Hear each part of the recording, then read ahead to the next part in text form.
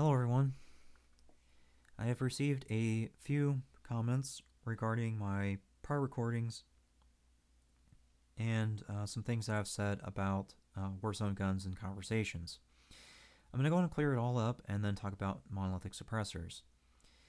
To start, when I'm doing a recording, getting involved in a conversation, or creating a Google document, I'm doing it from a numbers and mechanics perspective. Guns are a player preference, so I can't account for each individual. It's just easier for me to talk about numbers and mechanics due to that. It works out either way because it shows you where the strengths and weaknesses of the guns are. When I'm creating Google documents, I'm adding to that. And I'll show you more about that in a moment. Let's go ahead and talk about this individual Google document. It's the same one you'll find linked in the descriptions. This document contains my information plus exclusive aces. If it's exclusive aces information, you will find that I either mention him, like I did here in this quote right here, or I just simply say credit the exclusive ace. It's very easy to tell which is my information and which is exclusive aces.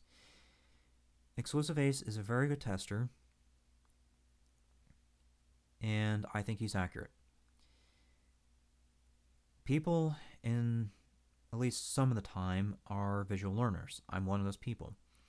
While I could list the ranges for each individual build, some people aren't going to have an idea of what that number is. So it's just easier for me to post a screenshot of the ranges, like I do right here. It also helps with the damage multipliers as well. You'll see that I have visual references for that as well, for people to learn from. While I could do something like this on my own accord, I choose not to. I don't have all the time in the world. This recording and Google documents, they're all time consuming. So if I can cut down on how much time I have to spend on this, I'm going to do it. In this case, I consider it to be a fine shortcut anyways, because Exclusive Ace has given a visual reference that is quite good. One other thing I would like to point out with the information in this document and in my recordings is the differences between me and Exclusive Ace. Exclusive Ace is looking to test everything, is what it seems like. I'm more narrow. I'm only looking at the guns that I think are competitive for Warzone, and I'm also looking for varying factors, which we'll talk about in a minute. But yeah, those are the differences between me and Exclusive Ace. If you want to get more of an opinion or information, just go visit his channel. If you want more of a narrow perspective, then just look through what I have. Okay, so as I mentioned, I talk about the mechanics and numbers in my recordings. These Google documents add to it by looking at the other numbers associated with each build, such as the movement speed, ADS time, and things like that. My main priorities when it comes to a Warzone build is going to be damage, range, and magazine size. They're all very straightforward. I don't think I need to explain that. ADS time and movement speed are going to be my secondary objectives. My reason for trying to keep fast ADS times is so that if a player gets ambushed, then they have the ability to respond fairly quickly. Movement speed is for repositioning, and so you don't have to switch weapons, more than likely.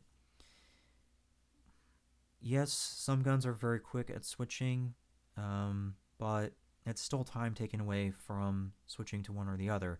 If you have to rely on another gun for movement speed, then you're dead if you get ambushed. That's just how it is. Even the tiniest of milliseconds will impact your ability to respond. So of course I'm going to try to keep the builds in such a way that they can handle those situations. let's go and look at some of these builds so you can kind of see where I'm going, and also to show where the boundaries are. You'll notice that for the Marksman rifles and snipers, I didn't really bother with the movement speed as much and ADS time. That's because our entire objective is range. At the ranges that you're supposed to be using these guns at, you should have plenty of time to get aimed on somebody. As far as the LMGs are concerned, my boundaries are going to be 86% movement speed at the lowest and 400 millisecond ADS time at the slowest. LMGs are meant to be used for range, so their ADS time is going to be a bit slower for that reason. But yeah, and of course the movement speed is going to follow with that, but you can see that only one of the LMG builds that I have dropped below 90%. That's the PKM. It dropped to 86%, so that's why I consider it my boundary for the lowest, because the PKM at its peak build, which would make this effective for what it's supposed to do, is 86% movement speed, and that's fine. If the PKM as a, LMGs I should say, as I pointed out, are meant for range. Given that all these attachments help the PKM accomplish that, I consider it acceptable to have 86% movement speed. But the other LMGs, of course, achieved that a little bit better. For ARs, my boundary is going to be 90% movement speed and 300 millisecond ADS time. If an AR is slower than 300 millisecond ADS time, I'm just going to move to an LMG. I'd sooner take an penalty to the ADS time to achieve the range that you're supposed to get when you're trying to go that far out. So, yeah. There's some examples and the gist of what I'm doing here. Now let's go and talk about monolithic suppressors. Attachments vary with each gun, so a monolithic suppressor at the bare minimum is going to be plus 7.5% damage range, which really isn't that much depending which gun you're talking about. The only reason you get a monolithic suppressor is to essentially hide. That's really all it's there for. Because the damage range bonus is so minor. Even with something like the S87, it's only plus 3.45 meters effective range, which is not a huge deal considering it's already 46 meter range. So, I mean, it's not going to be a high priority for me to get a monolithic suppressor at that going rate for damage range anyways. But another thing too is that I feel like you don't need a monolithic suppressor for a gun with greater than 35 meter range. At that point, you're at such a distance that people aren't really going to be seeing you on the radar, or for that matter, visually in a lot of cases, especially if you ambush them.